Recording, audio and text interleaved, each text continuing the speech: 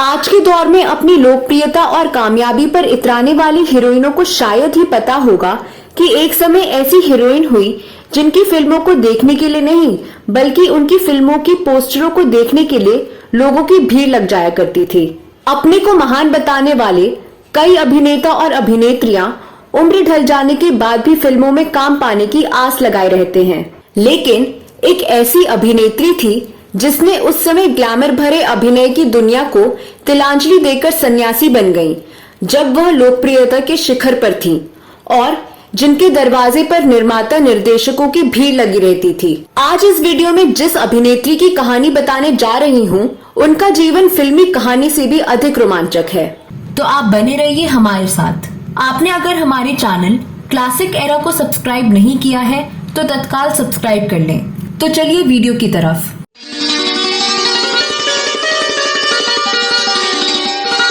नमस्कार दोस्तों, फिल्मों, गीतों और फिल्मी हस्तियों पर आधारित हमारे चैनल क्लासिक एरा में आपका स्वागत है। दोस्तों, सुशीला देवी और वनमाला नामक इस अभिनेत्री ने राजकुमारी सरीखे वास्तविक जीवन को छोड़कर घर से भागकर बंबई आ गई और सुपरस्टार सरीखे ग्लैमर से भरे जीवन को छोड़कर सन्यासी बन गई। सुशीला देवी का लालन पालन राजकुमार राजकुमारी के साथ उसी ठसक के साथ हुआ। सुशीला देवी का जन्म महाकाल की नगरी उज्जैन में 23 मई 1915 को हुआ था। उनके पिता कर्नल बाबूराव पवार उन दिनों उज्जैन के कलेक्टर थे। माता पिता ने बालिका का नाम रखा सुशीला देवी। सिंधिया परिवार की अनुशंसा पर कलेक्टर साहब का पद स्थापन ग्वालियर में हो गया। उनकी अधिकतर शिक्षा ग्वालियर में ही हुई। उन्होंने 2 विषयों में एमए किया, संगीत और कथक, कथकली और मणिपुरी नृत्य के साथ साथ सुशीला देवी को तीरंदाजी, घुड़सवारी और शिकार करने के विशेष शौक थे। धीरे धीरे सुशीला देवी का रुझान अभिनय की ओर होने लगा।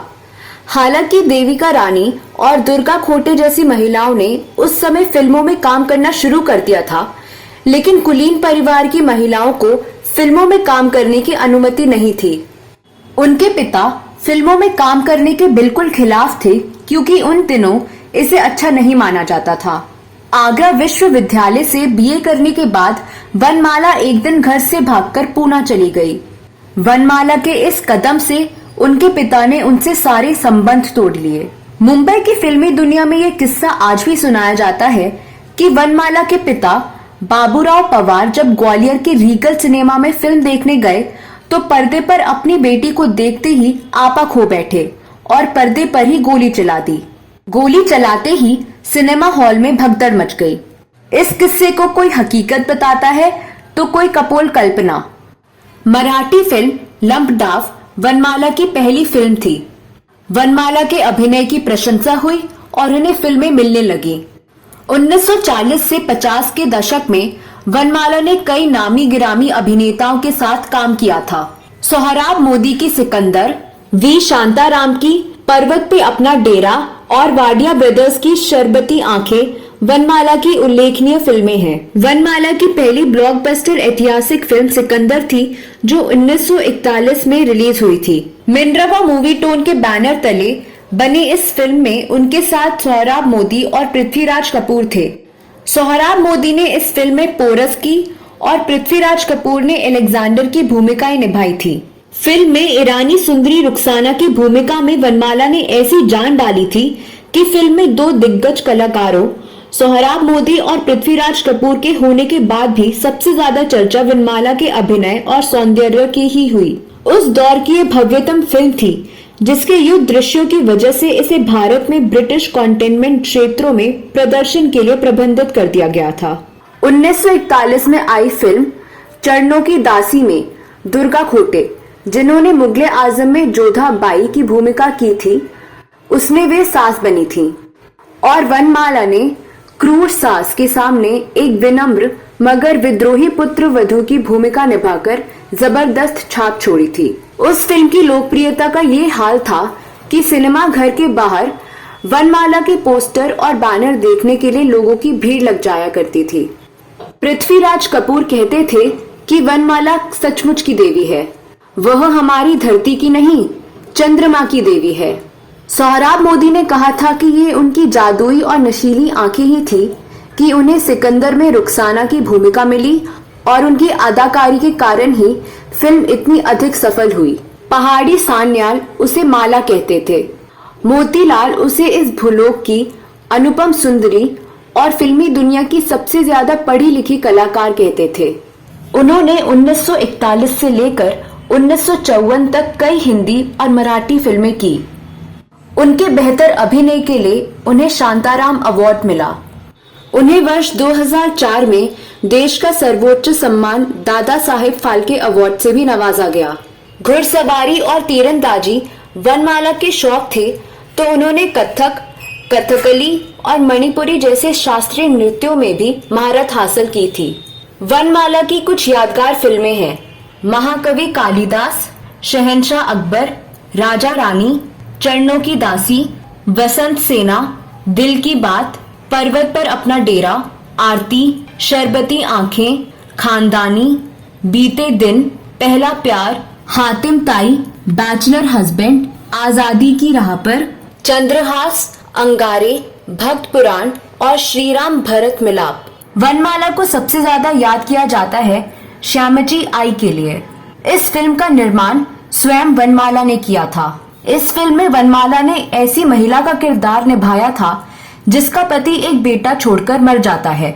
घरेलू काम कर वह अपने बेटे को पढ़ाती लिखाती है और उसे बड़ा आदमी बनाती है। इस आदर्शवादी फिल्म को काफी सराहना मिली, जिसकी कहानी स्वतंत्रता सेनानी और प्रसिद्ध मराठी रचनाकार साने गुरुजी के आत्मकथात्मक उपन्यास पर आधारित है।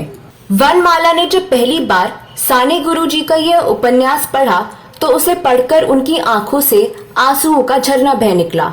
उन्होंने तत्काल साने गुरुजी से संपर्क कर 500 रुपए देकर इस उपन्यास पर फिल्म बनाने के अधिकार हासिल कर लिए।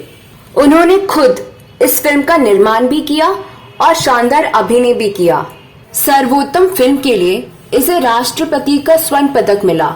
वनमाला भारत की पहली अभिनेत्री थी जिन्हें यह प्रतिष्ठित पुरस्कार दिया गया था। ऊंचाइयों पर रहते हुए इस फिल्म के बाद वनमाला ने फिल्मों से संन्यास ले लिया। वनमाला ने 1936 से फिल्मों में काम करना शुरू किया और 1932 में भारत छोड़ो आंदोलन शुरू हो चुका था।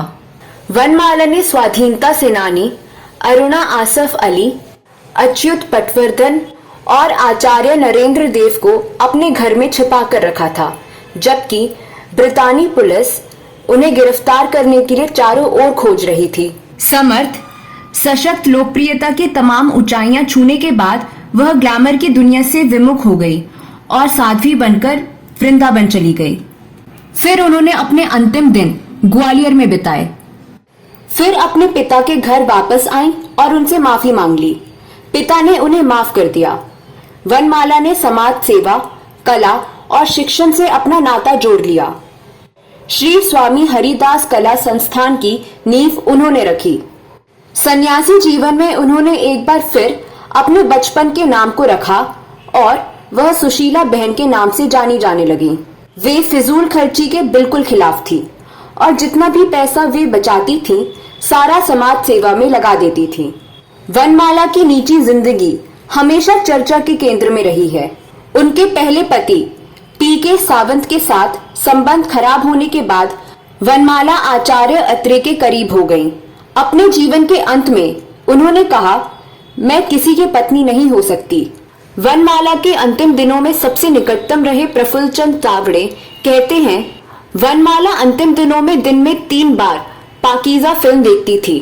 वह अपनी दोस्त नरगिस की यादें सुनाती थी। आज वनमाला की कुल 40 फिल्मों में से केवल 4 रील ही मौजूद हैं। लंबे समय तक कैंसर से पीड़ित वनमाला का निधन 92 वर्ष की आयु में 29 मई 2007 को ग्वालियर में हो गया। जीवन के अंतिम समय तक वे कृष्ण भक्ति में डूबी रहीं। जीवन के अंतिम समय तक नाथद्वारा की श्रीनाथ जी की प्रतिमा पर लगने वाले चंदन को सूंघकर अपने दिन की शुरुआत करती थीं। महल से ग्लैमर की दुनिया में जाने और ग्लैमर की दुनिया से संन्यास लेकर दीन दुखियों और विधवाओं की सेवा करने का ये अनोखा उदाहरण है। तो दोस्तों, यह वीडियो कैसा लगा जरूर बताइए। आपके पास कोई और जानकारी है तो कमेंट बॉक्स में अवश्य लिखें। अगले वीडियो में मैं फिर फिल्मों, गीतों और फिल्मी हस्तियों से जुड़ी कोई नई कहानी या नई जानकारी लेकर हाजिर हो जाऊंगी। अगले वीडियो में फिर मुलाकात होगी। तब तक के लिए नमस्कार।